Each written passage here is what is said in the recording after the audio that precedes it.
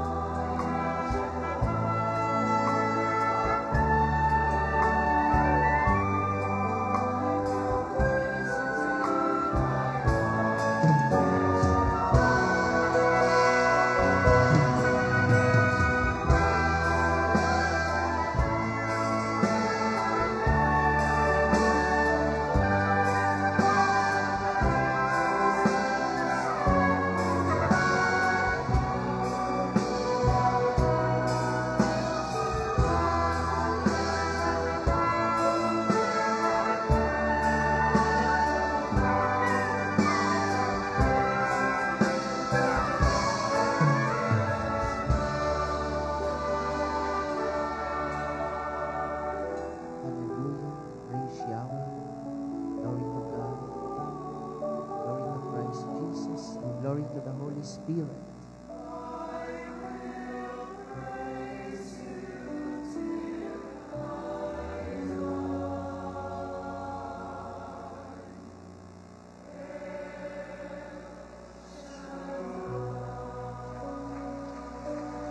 Thank you, Lord God. Hallelujah. Ama naming banal, dakilang Diyos na makapangyarihan sa lahat. Kayo po ang dakilang Yahweh El Shaddai, ang Diyos na may likha ng langit at lupa.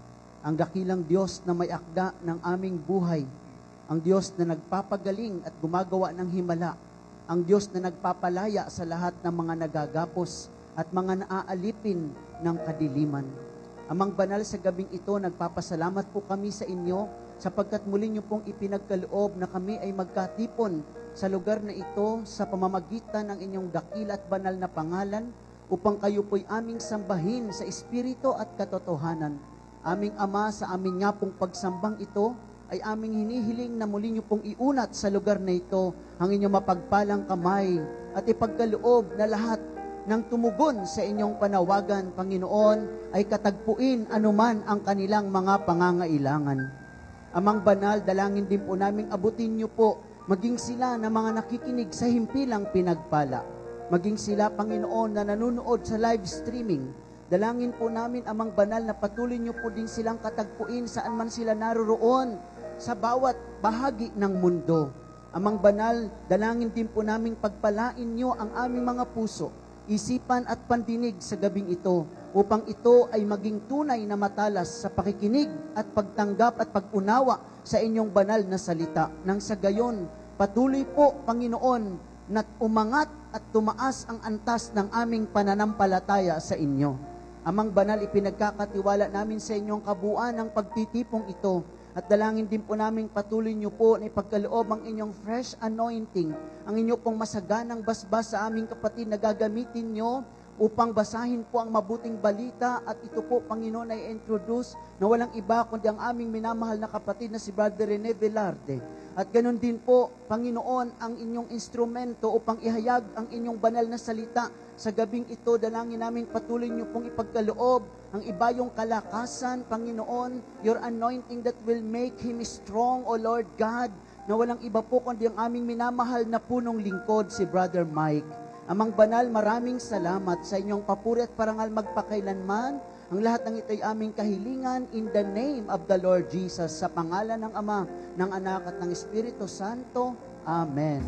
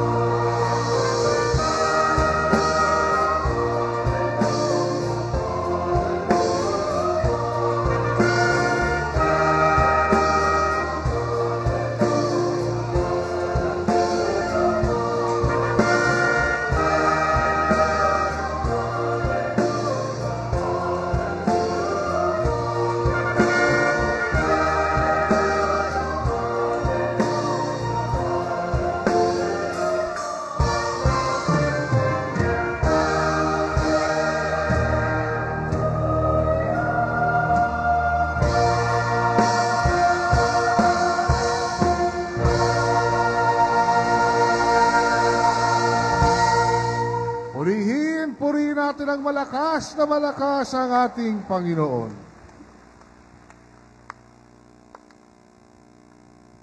Brothers and sisters, tonight's healing message is taken from Acts chapter 3, verses 1 to 10.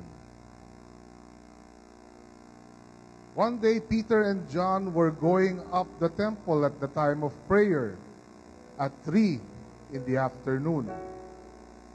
Now, a man crippled from birth was being carried to the temple gate called Beautiful, where he was put every day to beg from those going into the temple courts.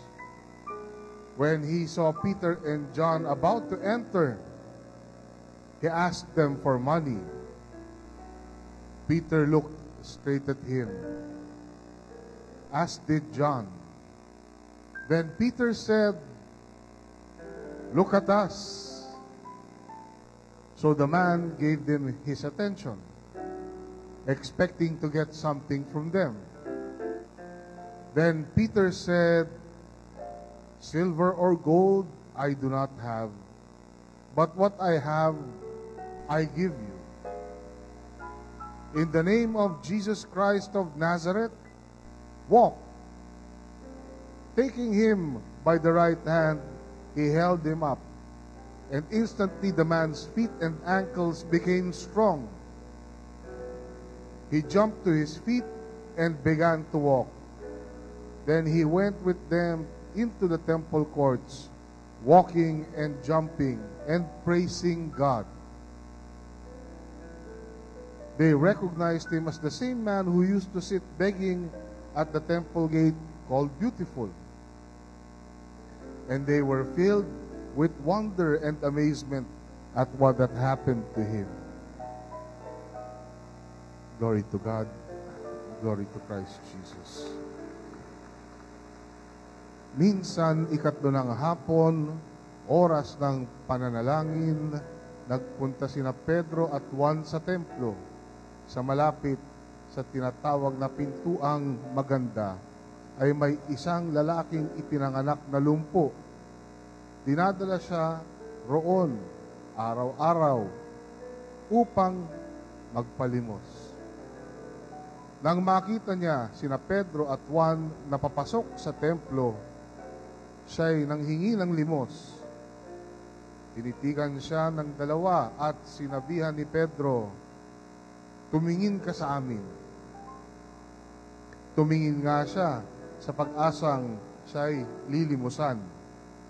Ngunit sinabi ni Pedro, "Wala akong pilak o ginto, subalit may iba akong ibibigay sa iyo. Sa ngalan ni Jesucristong taga Nazaret, lumakad ka." Hinawakan niya sa kanang kamay ang lumpo at itinindig.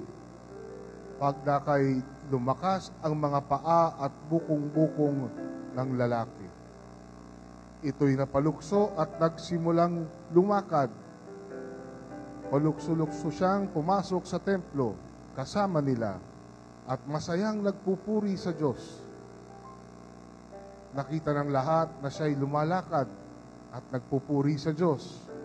Nang kilala sila, nang makilala nilang siya ang pulubing dati nakaupo sa pintuang maganda ng templo. Mga kapatid, ang salita ng Diyos. To God be the glory.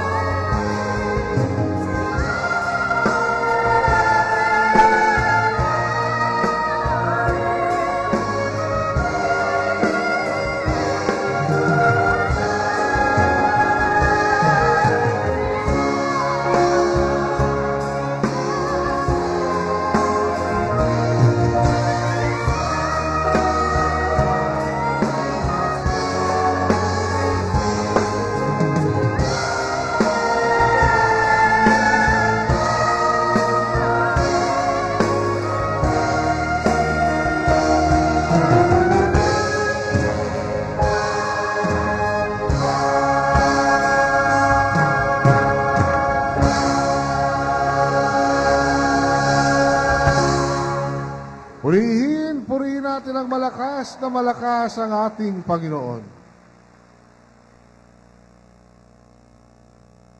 Mga kapatid, isang maganda at pinagpalang gabi sa inyong lahat.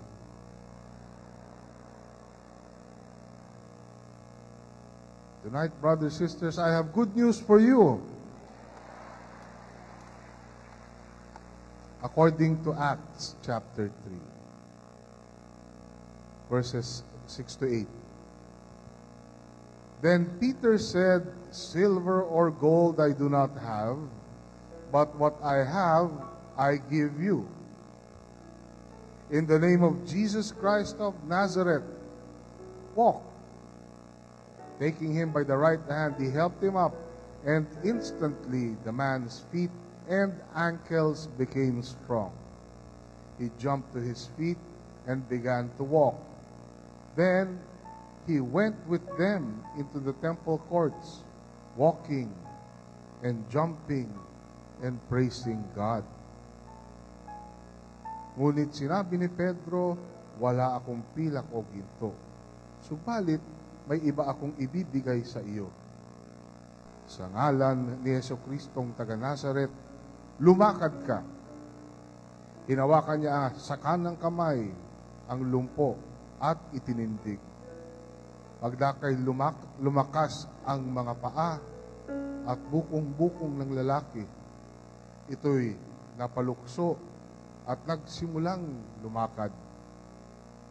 Palukso-lukso siyang pumasok sa templo kasama nila at masayang nagpupuri sa Diyos. Purihin natin ang Diyos. Purihin natin ang ating Panginoon.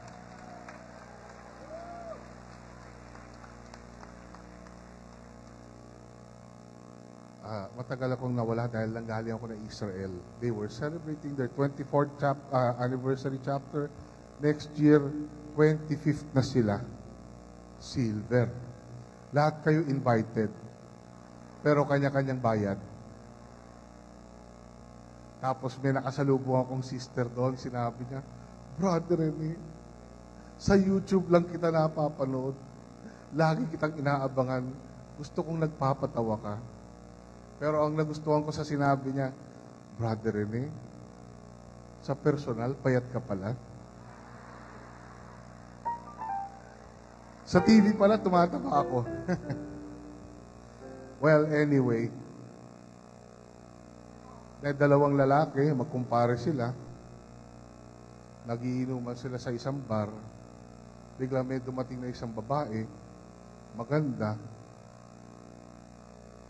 Tiningnan nila pareho. Tapos sabi ng isang lalaki, "Pare, pag may magandang babae, anong unang tinitingnan mo?" Ang sagot niya, "Mata." Sabi niya, nung isa niya nagtatanong, "Talaga?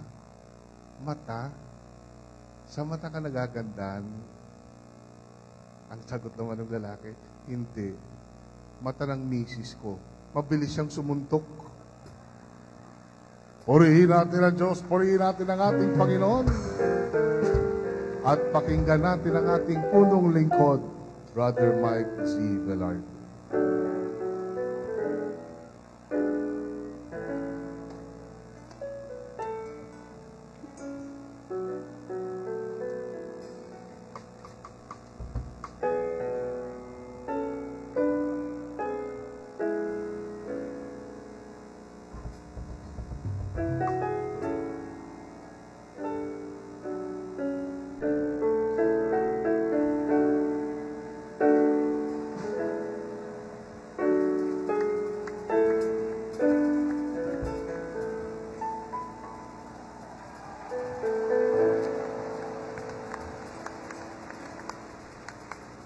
Find your partner.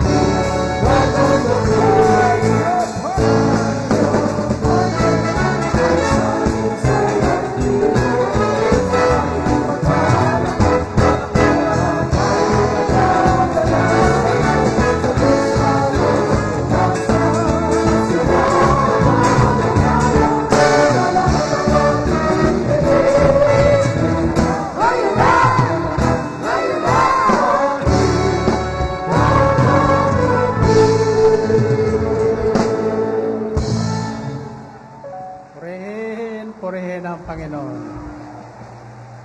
Okay, back to your partner.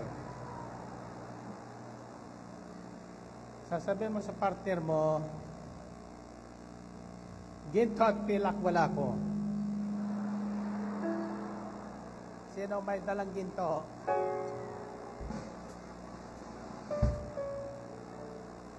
One plus one.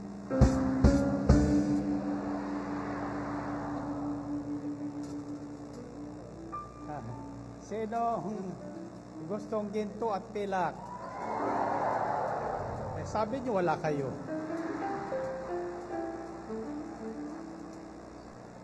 Anong ulitin niyo? Anong sasabihin niyo? Ginto at pilak wala ko. Ako lang sasabihin mo, mayroon akong wala ka. 1 plus 1.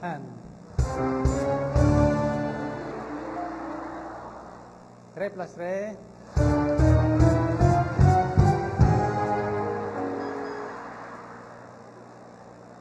Anong mayroon ka na wala ko?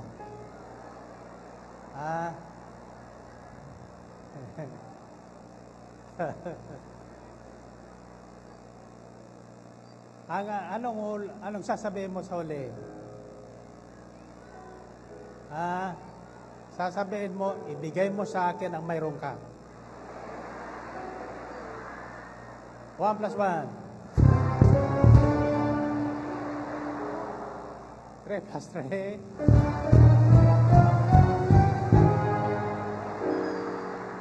7 plus 7.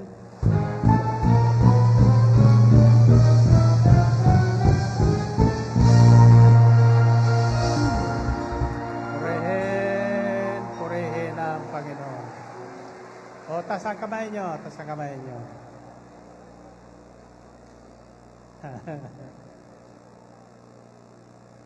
Sino sa inyo ang talagang walang ginto at walang pirak?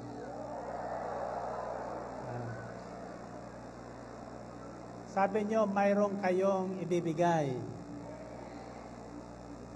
Anong ibibigay nyo? Ang sabi nyo, mayroon akong ibibigay sa iyo. Diba? Sino ang mayroon? Yung lahat na mayroon, magbibigay ngayon. Amen ba? Now, listen to this message because for the first time, pinagnilayan ko ito, madalas matagpuan natin ito, yung isang nakaraang mensahe, mulang pagkabata. Walang ipinanganak, bulag siya. Ito naman ay lumpong ipinanganak. Kumbaga, special baby talaga siya. Ngayon hanggang sulmaki, dinadala doon sa templo, sa pintuan ng templo, upang mamalimos. Isang hapon, dumating si Pedro at Juan. Siyempre, umaasang lilimusan siya. Anong ginagawa ng namamalimos? Nakataas ang kamay. Nakataas ang kamay. Paano nakataas ang kamay? Pasuntok o bukas ang palad? Pag laging bukas palad ka, tiyak may darating sa iyo. Amen ba? Kaya lang, ang inaasahan niyang ibibigay sa kanya, kagayon mga ibinibigay ng iba. Pero ito si Pedro, nung araw na yon, walang ginto at pilak. Wala na isang kusing. Pero ang sabi niya, bibigyan kita ng mayroon ako, na wala ang iba. Ang tanong ko, anong mayroon si Pedro? Anong mayroon si Pedro? Gusto niyong malaman? Sa Sabado.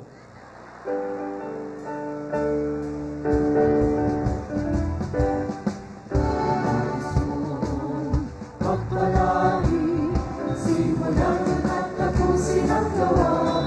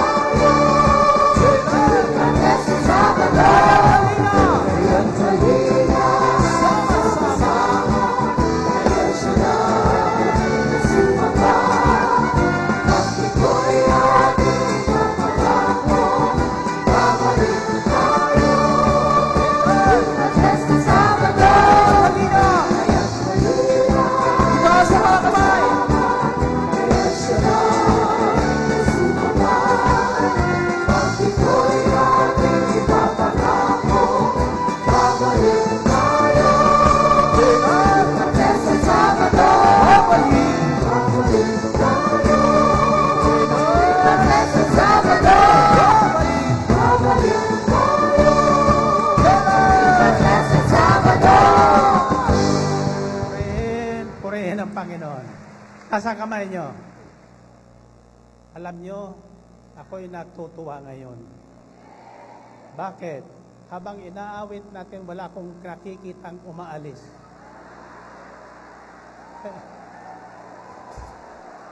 Maski doon sa labas, kikita ko sa monitor, tinitinan ko kung may aalis. Wala talagang umalis. Kaya ako'y naniniwalang lahat ng inyong kahilingan granted ngayon.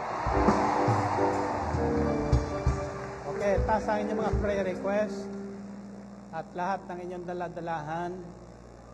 Bago tayo magpatuloy, manalangin tayong sabay-sabay. Sabihin niyo, Panginoong Hesus, ibig ko po ngayong gabi, nabigyan niyo ako ng mga bagay na wala ako. Tulad ni Pedro, ang lumpo ay nakalakad at tumatalon na nagpupuri sa iyo. Purihin ng Panginoon. Purihin ng Diyos. Okay. Baba ang inyong mga hawak kamay. At lahat na may rayuma, may arthritis, may diabetes, may quitis, tumalo ng pito.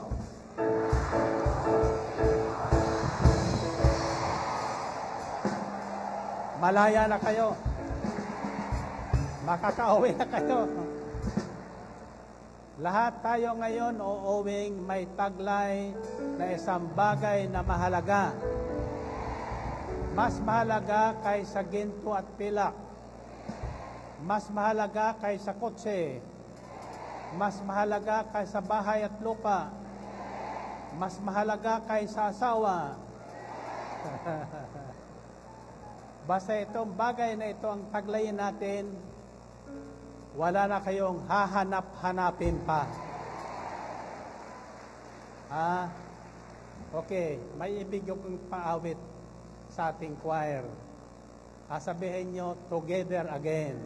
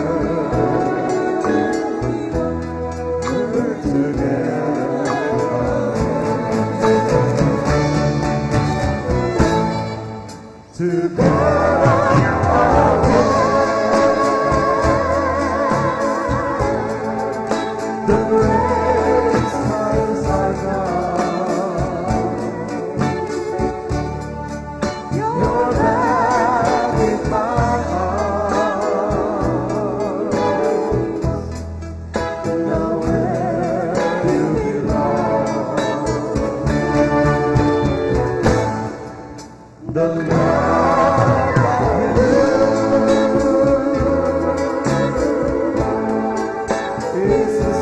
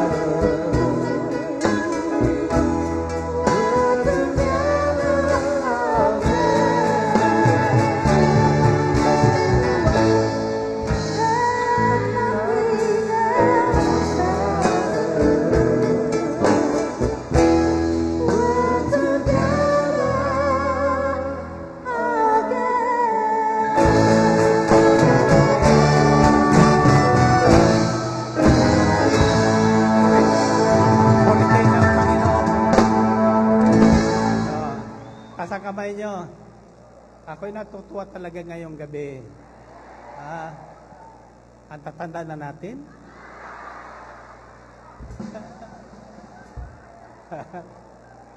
Yan ang mga awit noong unang panahon.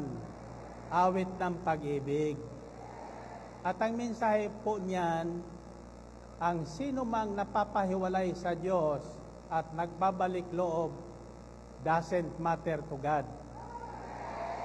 Ang lahat ng ating kasalanan ay pinawi ng lahat.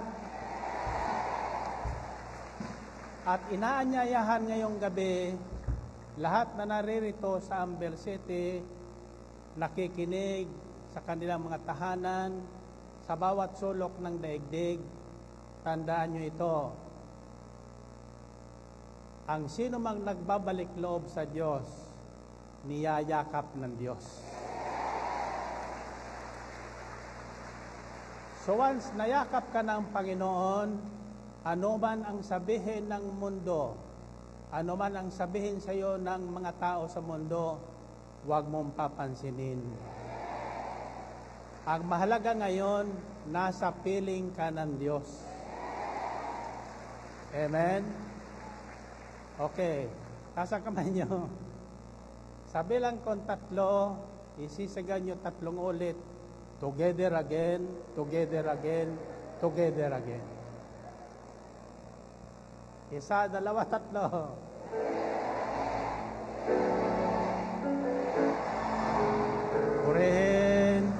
Purihin ang Panginoon. Isigaw niya ang salitang lompo. Noong nakaraan, narinig natin ang bulag. Once blind, but now can see. This time, this man was born lumpo.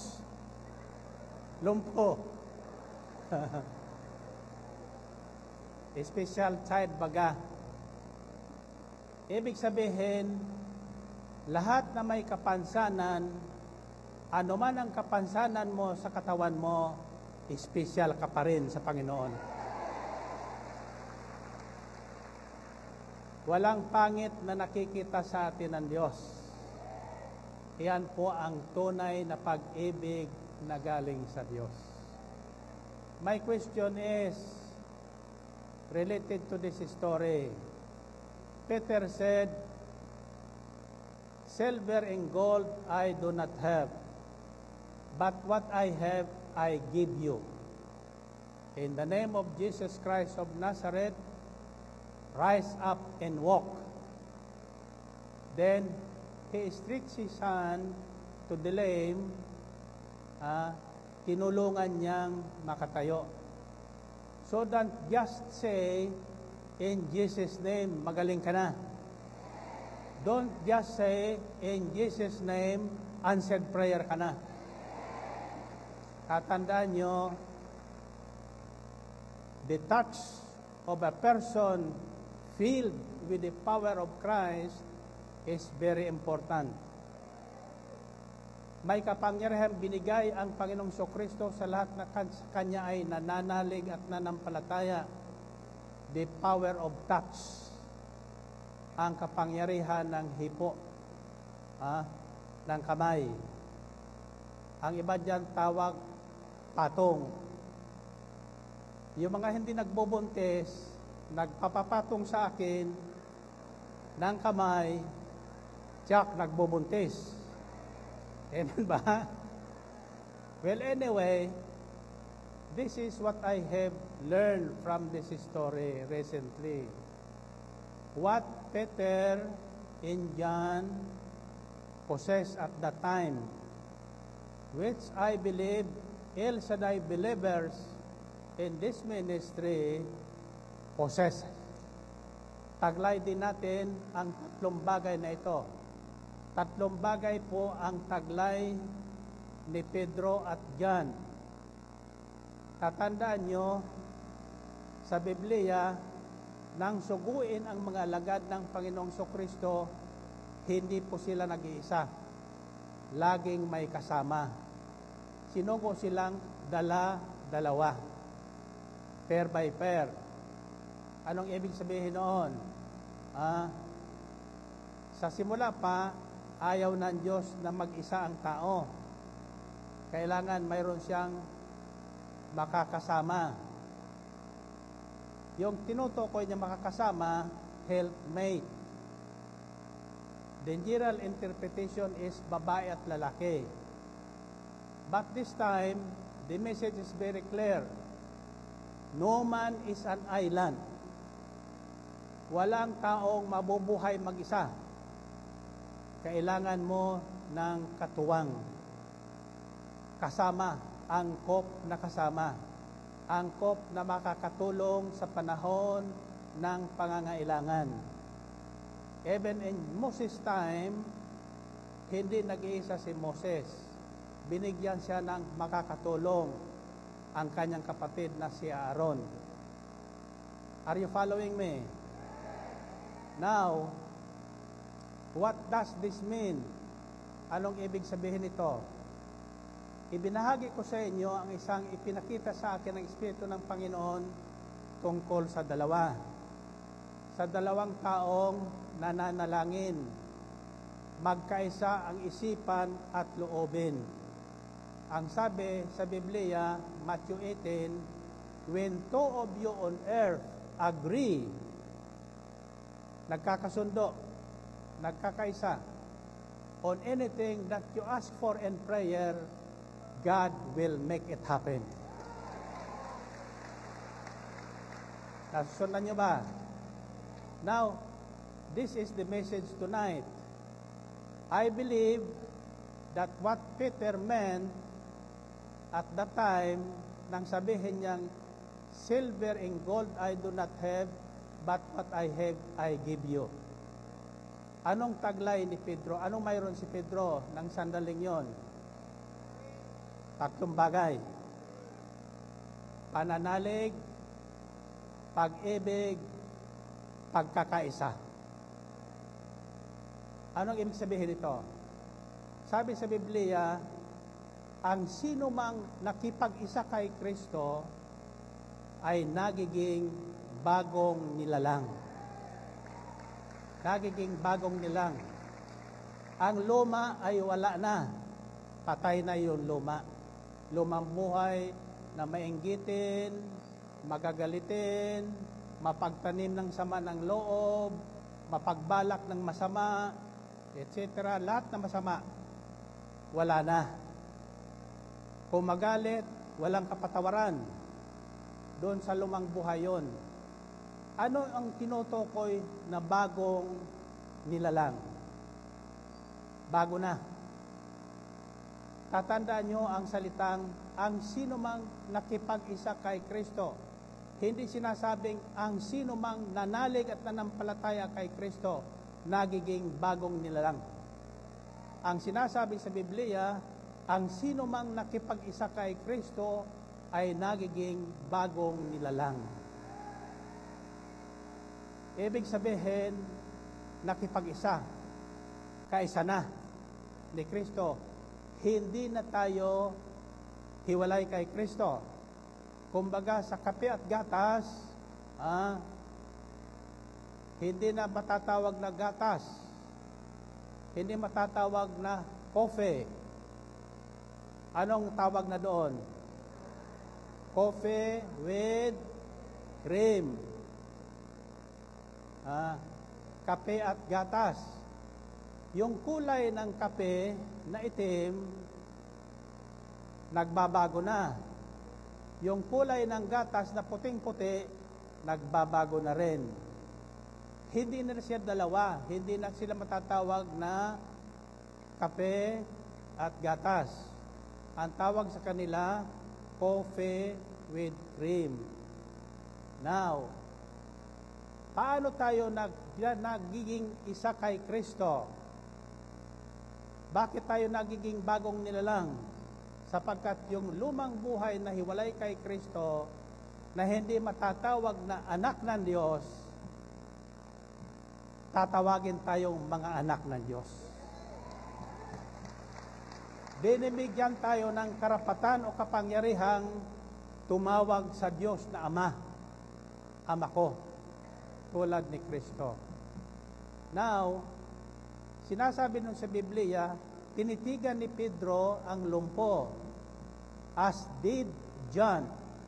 Acts chapter 3 verse 4, then Peter looked straight at the man, as did John. In other words, hindi lang si Pedro ang tumitig doon sa lumpo, kundi si Juan. Magkasama sila. Bakit?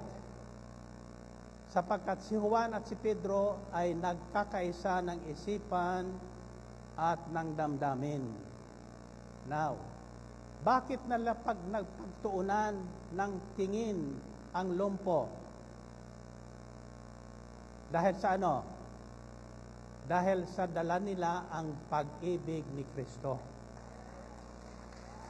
Dala nila ang pag-ibig ni Kristo. Ang pag-ibig ng Diyos na may kasamang habag, nasa kay Pedro at Juan ang sandaling yon. In other words, Peter possessed not only faith, but the love of God in the love of his fellow man and unity. Pagkakaisa ng dalawa at pakikipag-isa nila kay Kristo. In this ministry, hindi ko po alam kung saan galing ang talatang yan. Tuwing anniversary, we are celebrating so many years of faith, love, and unity. Sa Biblia, ito ang mananatili, 3 bagay. Maglalaho ang lahat ng bagay, 3 lang ang maiiwan. Pananalig, pag-ibig, at pag-asa. Pag-asa. Ngayon, saan ang gagaling ang pag-asa? Saan? Ang pananalig at pag-asa ay naggagaling sa pakikinig ng salita ng Diyos. Pakikinig ng salita ng Diyos. Now, noong nakaraang Sabado, itinuro ko sa inyo ang ipinakita sa akin ng Espiritu ng kung sino tayo. Sino tayo ngayon sa El Shaddai? Natatandaan nyo? Kung hindi nyo natatandaan, umuwi kayo ng maaga. Ha? M-F-L-U. Ano ang ibig sabihin ng M? Missionaries of Faith, Love, and Unity. Mayroon mga misyon ang bawat isa sa atin. May tinatawag na missionary of charity, mission of charity, missionaries of charity. Yun po ang kay sino yon? Mother Teresa of Calcutta. Now, here at El Shaddai, we are missionaries of faith, love, and unity. That makes the difference. Yan ang pagkakaiba. Ngayon, kaya lang, nararanasan ba natin yon?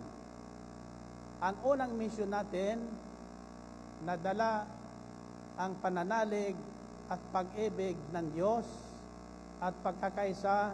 Your first mission field is your family.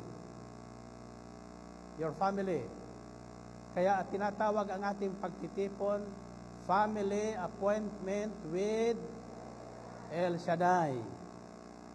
Now, once the head of a family is saved, ang buong pamilya ay ililigtas ng Diyos. Isa lang sa pamilya ang manindigan, tumanggap, manalig, at umibig kay Kristo at magkipag-isa kay Kristo, ang buong pamilyang yan, tatandaan nyo, bago magwakas ang panahon, ililigtas ng Diyos. Why? Because the prayer of a righteous man is powerful and effective. Once we receive by faith in our heart Jesus Christ as our Lord and Savior, and receive Him by faith in our heart with love, we are united with Christ. Kaisa natin si Kristo. We are now called ambassadors of Christ, sabi sa Biblia. Tayo ngayon ang namamagitan sa Diyos at sa tao, sa makasalanan at sa banal. As if God is calling each one of us sa pamagitan natin bilang ambassador of Christ o missionary of faith, love, and unity, ang Diyos na rin sa pamagitan natin ang namamanhikan sa taong nakalimot sa Kanya na magbalik loob sa Kanya. Amen ba? Now, when I started this ministry sa radyo, wala po kong kilala. Akala ko noon, walang nakikinig sa akin. Sa radyo kasi wala kang makikita dyan. Wala pang television noon. Isang gabi, inisip ko ng tumigil. Wala akong pinagsabihan. But deep in my heart, I said, I have to stop.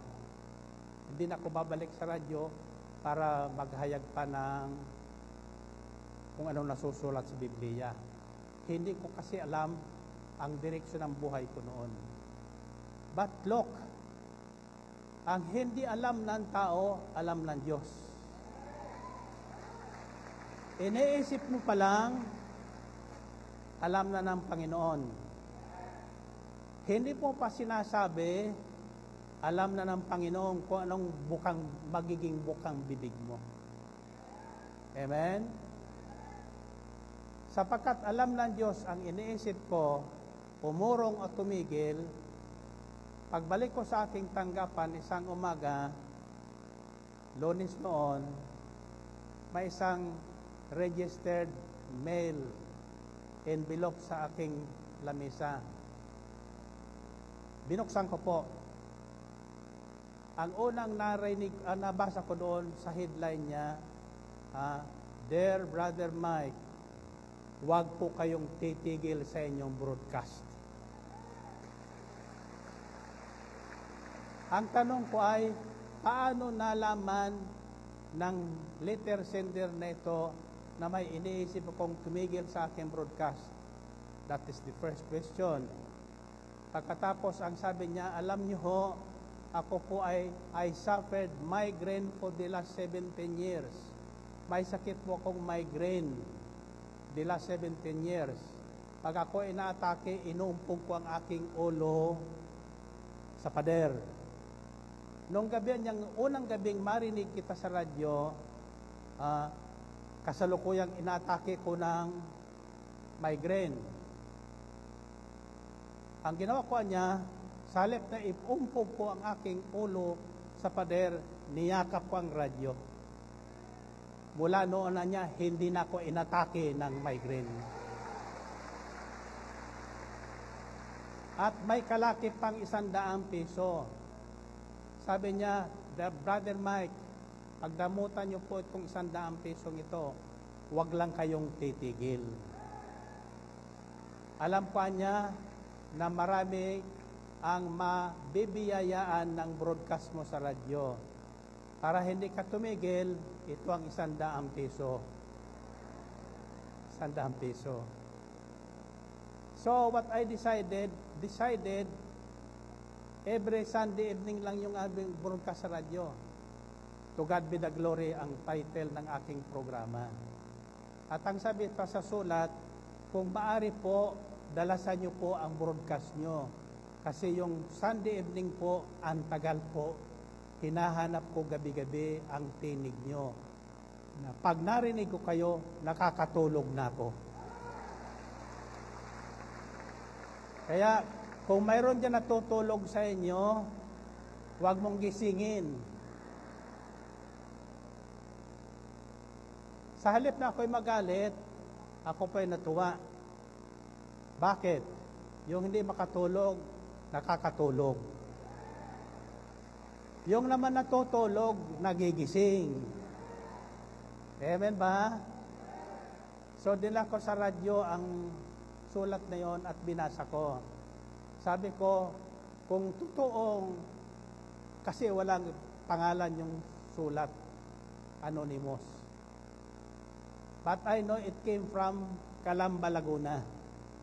Because yung tatak doon sa registered mail, galing ng Calamba, Laguna. Whoever she was, or he was, I do not know up to now. Maraming bagay na hindi natin dapat malaman.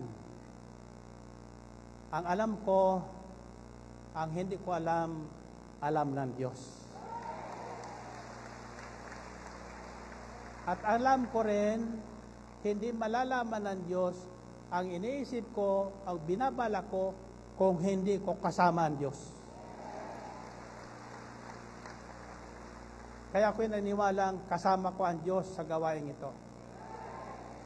Kaya ako'y naniniwalang ang lahat na tumugon sa panawagan ng Diyos sa pamagitan ng himpilan ng DWX ay espesyal sa Panginoon.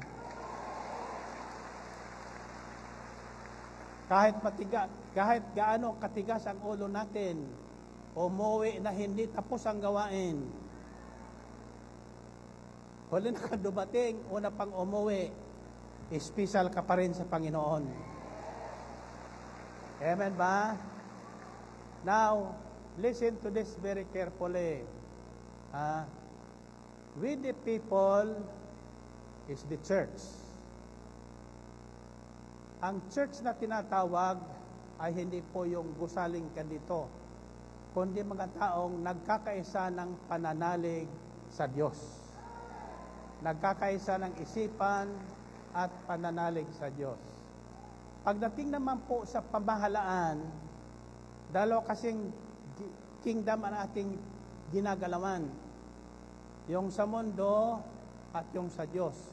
The kingdom of God and the kingdom of man. In the kingdom of man, sapagkat tayo ay hindi kaharian. Nung una, mga kaharian ang tinatawag.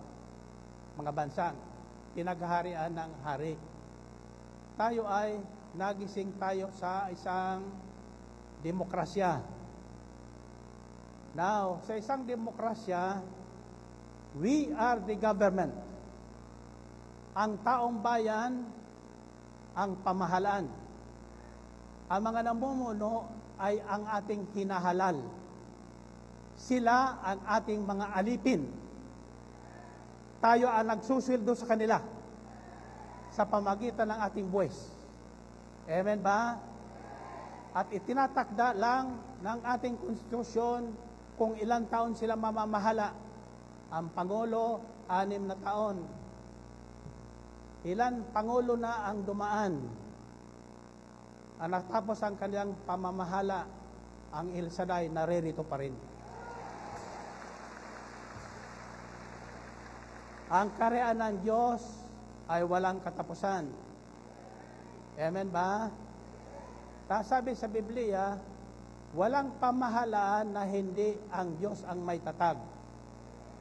There is no authority that is not given by God. All authorities are from God. Kaya ang instruction sa Biblia, binoto mo sa hindi binoto, ang nanalong Pangulo dapat suportahan ng taong bayan. Dapat ipanalangin ng taong bayan na mamahala sila ayon sa kalooban ng Diyos. Hindi pwede silang humiwalay sa ating Diyos. Ang ating Diyos, ang pamamahala, ang kapamahalaan ay walang katapusan. We are a government of the people, by the people, and for the people. Yan ang demokrasya. Of the people, OF. For the people, FOR. By the people, BY. Ang nangyari ngayon, naging iba. Naging of the people, OFF. Wala na kayo.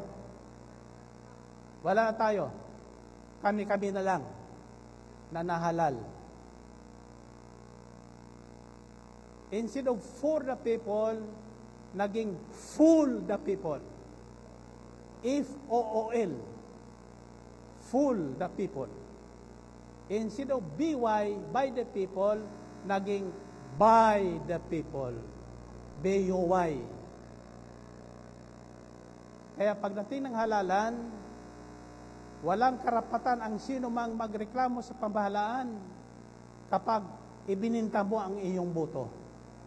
Yang sinasabing by the people.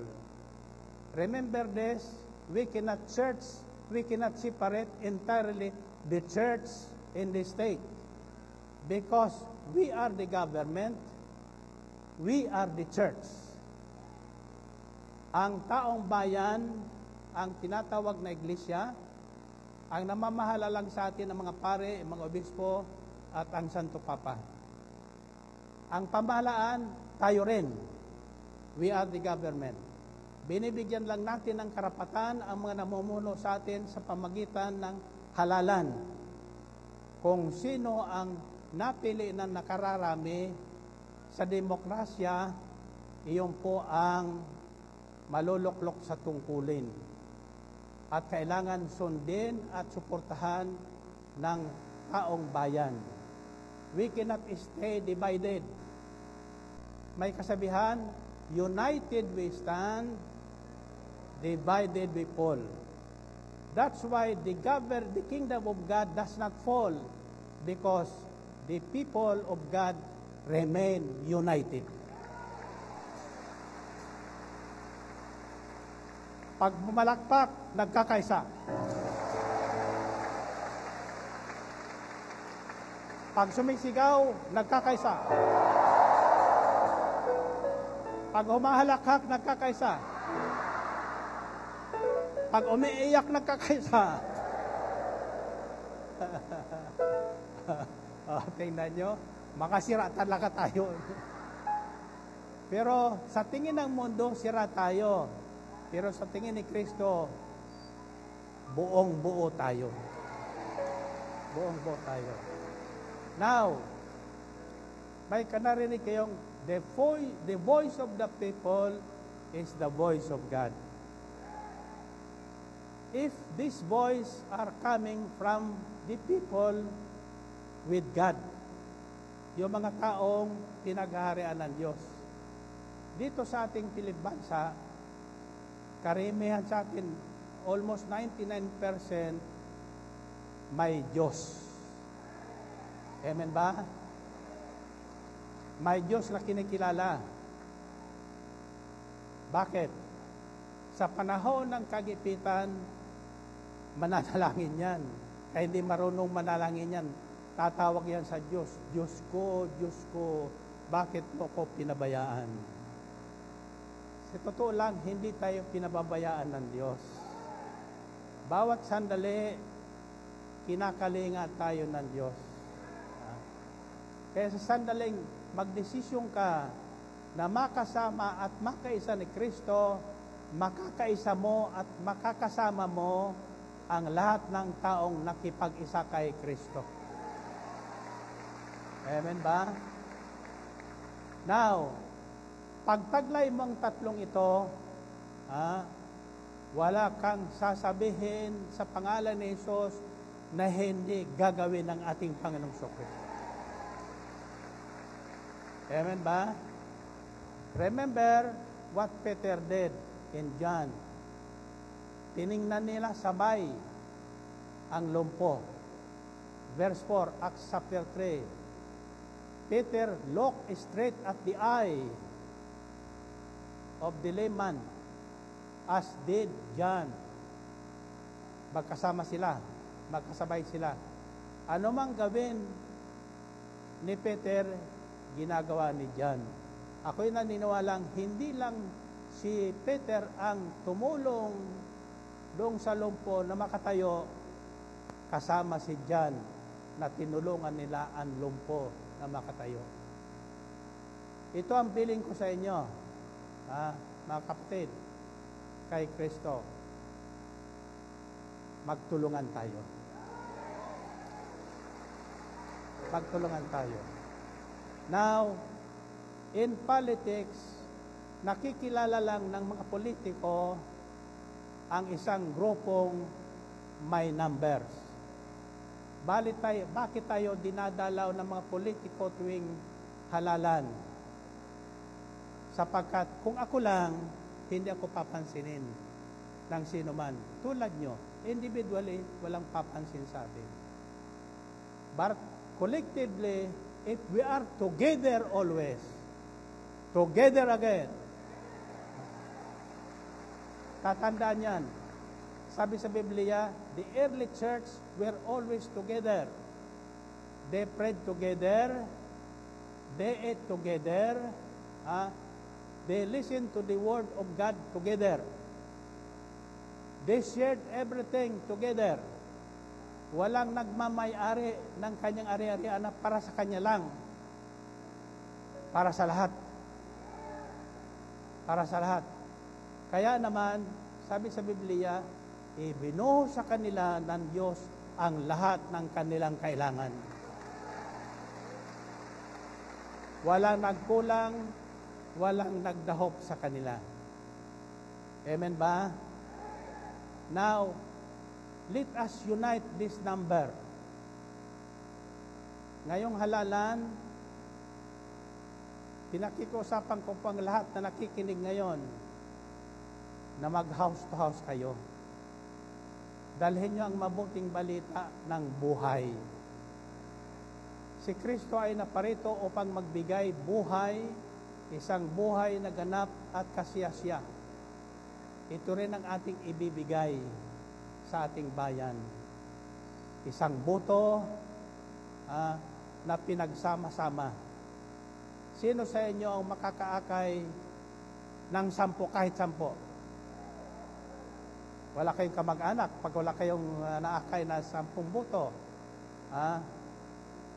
Mangangampanya kayo. Ano ikakampanyo? Buhay. Buhay. Yun lang ang ating tatandaan sa balota. Uunahin nyo yung buhay. Buhay party list. Kung sinong gusto nyong mayor, bahala kayo. Kung sinong gusto nyong gobernador, bahala kayo. Kung sinong gusto nyong senador, bahala kayo. Basta nyong kaliligtaan, iboto ang buhay party list. Amen. Bakit? Sabi nyo, bakit, Brother Mike? Dito tayo makikilala na nagkakaisa. May pagkakaisa ang mga anak ni El Shaddai. Sa totoo lang, pag nakita ng mga politiko kung ilan tayong butante sa El Shaddai at marunong tayong mag-akay sa presinto ng buboto ng buhay, higit pa roon ang ating magagawa. Higit pa roon ang ating magagawa. Bakit? We can help the government over the other shape the right way of governing the people. Amen ba? Protection ng buhay mula sa sinapupunan hanggang sa huling hantungan. Iyan po ang layunin ng mabuting balita. The family today is under siege. Ang pamilya ng bayan natin ay pinaghihiwa-hiwalay ng mga maraming rason. Kaya ngayon, ang maraming tao ang may suliranin. Walang malapitan, walang pamilya, sumakabilang bahay. Bakit nagkakanon? Sapagkat napalayo ang lahat sa kaharian ng Diyos. Kaya tungkulin ang lahat na ipahayag natin sa lahat ang ating pananampalataya at ipadalama natin sa lahat ang pag-ibig natin sa Diyos at sa ating kapwa. Without love, faith means nothing. Without unity, our efforts means nothing. Kaya may tinatawag tayong Holy Trinity. Ang Diyos na nag-iisa, nagkakaisa ang tatlong persona. Now, many do not understand this theology or this theory. There is only one God in three persons. I can explain it to you very plainly tungkol sa araw. Iisa lang ang araw. Pero mayroon pong tatlong sangkap yan. Ang liwanag at ang init. The light and the heat, it comes from the sun, yung araw. Pag walang ulap, makikita nyo ang lahat ng bagay nilikha ng Diyos, ang tao, ang bahay, ang lupa, ang ulap, etc. Ang tanong ko, nakikita nyo ba ang liwanag? Anong amen? Hindi nyo makikita ang liwanag. Nakikita natin ang naliliwanagan. Iyan si Kristo Jesus na ating Panginoon. Hindi natin nakikita si Jesus ngayon. Pero makikita natin siya sa mga taong tumanggap sa Kanya na naliwanagan na.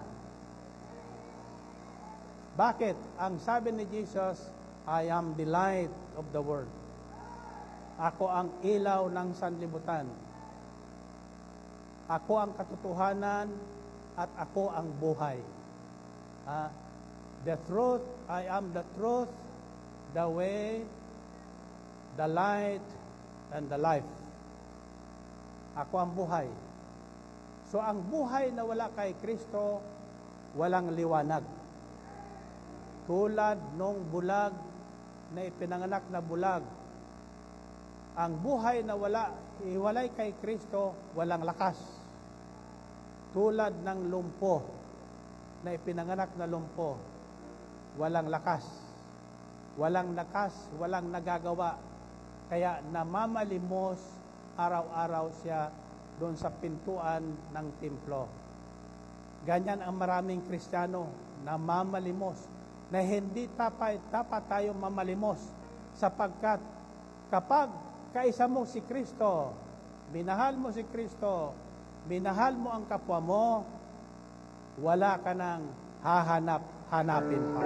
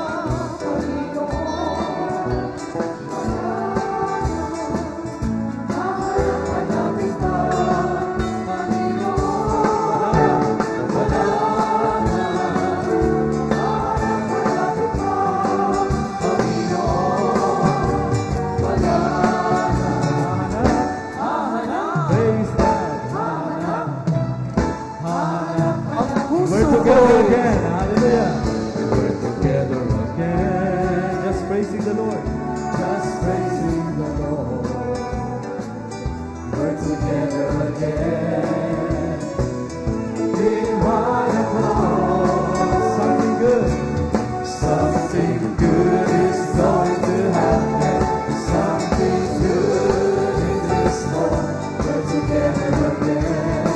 Just praising together.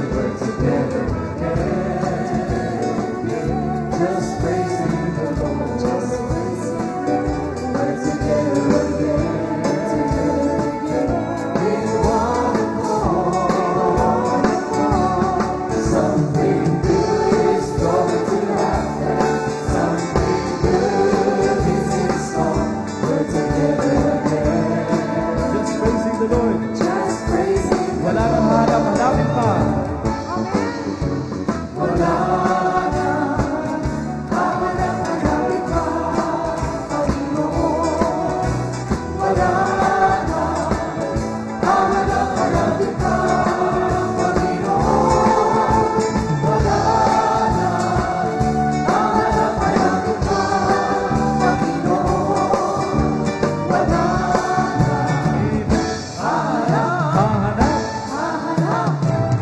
Hahanap. Isa pa, wala nang hanap-hanapin pa. hahanap-hanapin pa, Panginoon.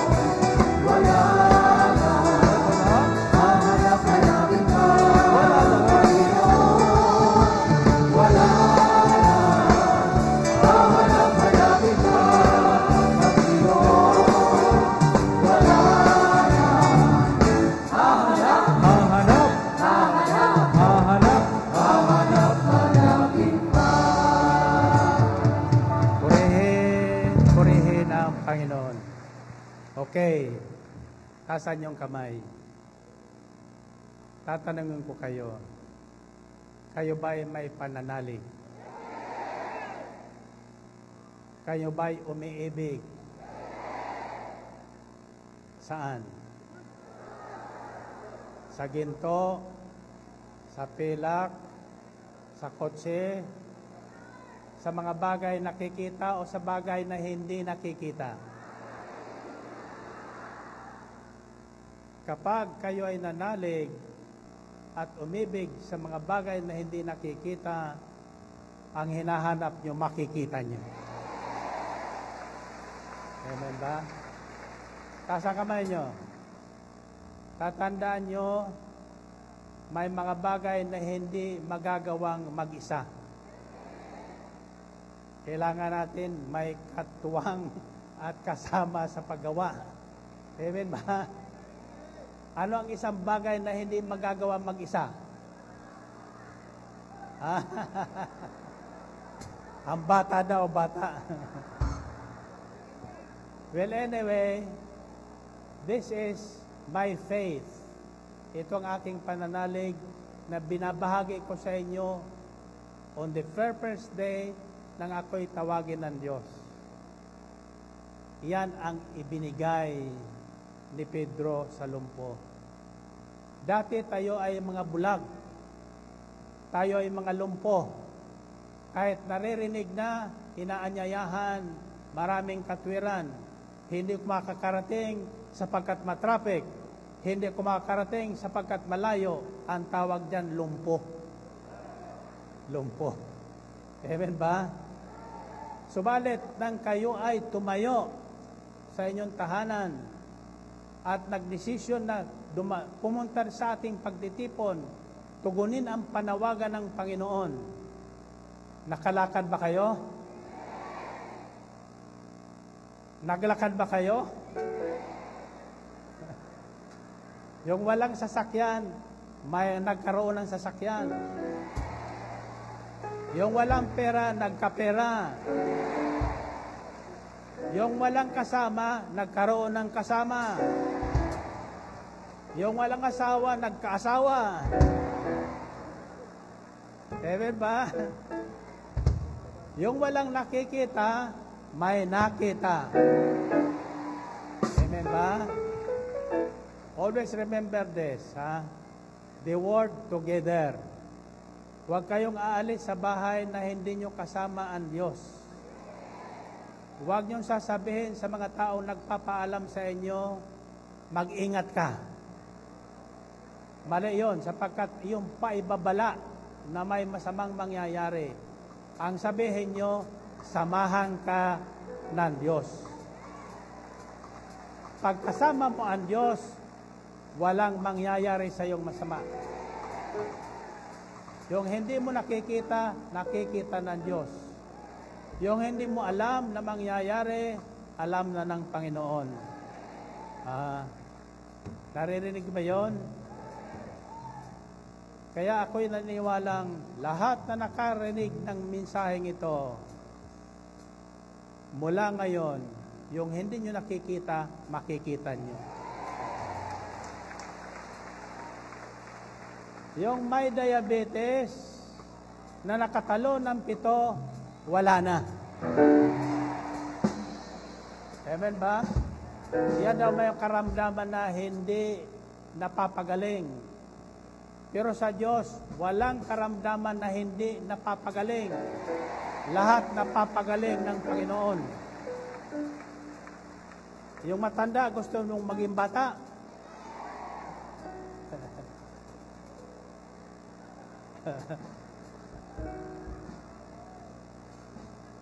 Sinong gusto mahabang buhay?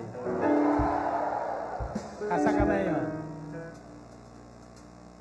Ito po ang nasusulat. Deuteronomy chapter 30, verse 19 and 20.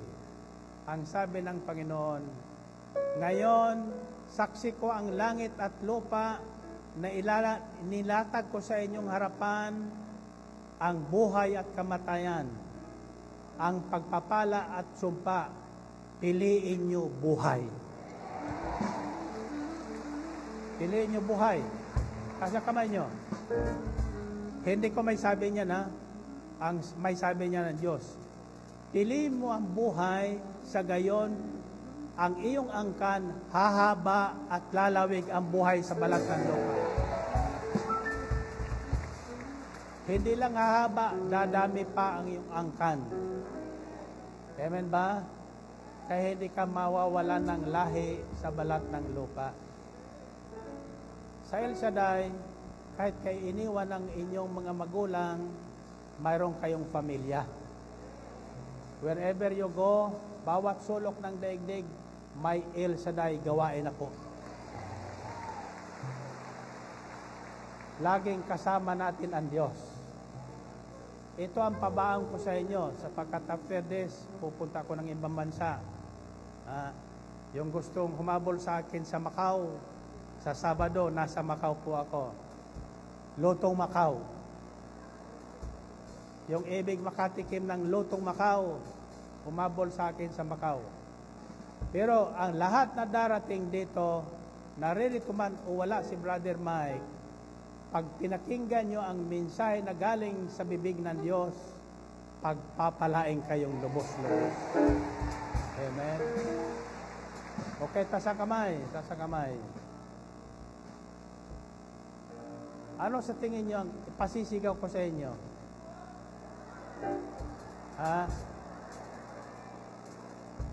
Ano? Sino makakahula? Ito ang isisigaw nyo, ha?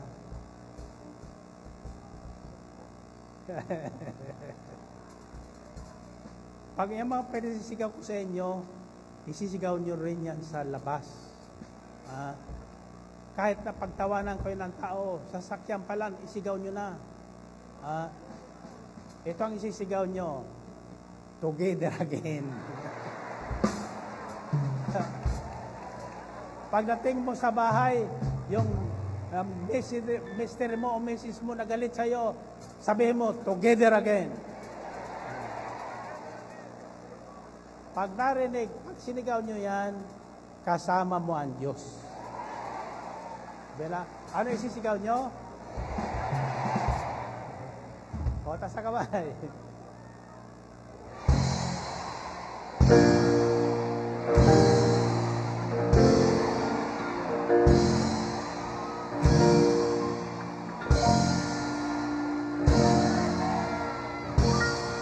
God bless you.